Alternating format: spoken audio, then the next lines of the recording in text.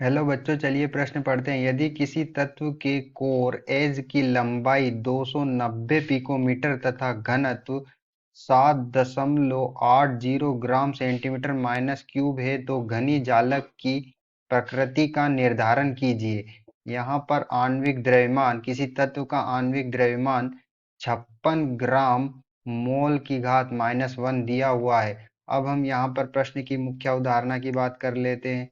तो हमारे प्रश्न की मुख्य अवधारणा होती है, इकाई सेल का घनत्व रो बराबर होता है जेड इंटू में एम अपॉन में बटे में ए क्यूब इंटू में एन नोट।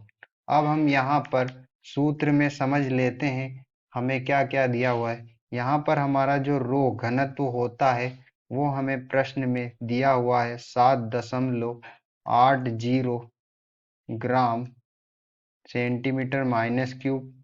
यहाँ पर जो हमारा एम होता है वो आणविक द्रव्यमान होता है जो प्रश्न में हमें 56 ग्राम मोल की घात -1 दिया हुआ है।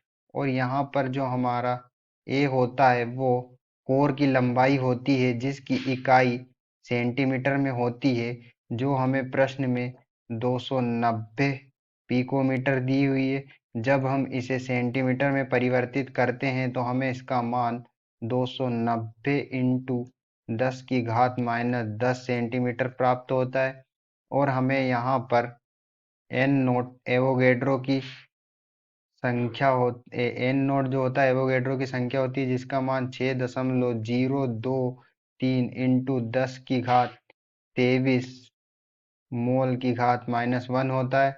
और यहाँ पर जो जेड है वो परमाणुओं की संख्या होती है। और जेड के मान को पता करके हम जेड यहाँ पर हमारा क्या होता है, परमाणुओं की संख्या होती है, परमाणुओं की संख्या होती है जिसका मान पता कर हम जालक की प्रकृति का पता लगा सकते हैं। जालक की प्रकृति का पता हम लगा सकते हैं जेड के मान को ज्ञात कर कर। तो यहाँ से हमारा जो जेड होगा वो बराबर होगा घनत्व के इंटू ए क्यूब इंटू में एन नोट एवोगेड्रो संख्या बटे में एम।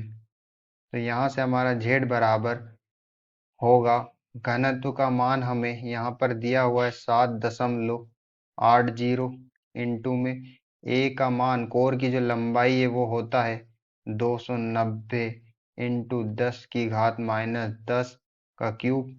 एवोगेड्रो का मान 6.023 इंटू 10 की घात 23 होता है बटे में एम का मान 56। जब हम इसे आगे हल करते हैं तो यहाँ पर हमें जेड का मान 2 प्राप्त होता है। तो हमें यहाँ पर जो परमाणु की संख्या प्राप्त हुई वो कितनी हुई, 2 प्राप्त हुई। और परमाणु की संख्या जो 2 होती है वह परमाणु की संख्या अगर 2 के बराबर है तो वह परमाणु की संख्या यदि 2 के बराबर है तो वह बीसीसी संरचना बनाता है, बॉडी सेंट्रेड क्यूब, जिसे अंतः केंद्रित घनी भी कहते हैं। तो यहाँ पर हमारे जो जालक की प्रकृति होगी वो कैसी होगी, अंतः केंद्रित घनी, जिसे बीसीसी भी कहते हैं, बॉडी सेंट्रेड क्यूबिक। आशा करते हैं आपको समझ में आया होगा। धन्यवाद।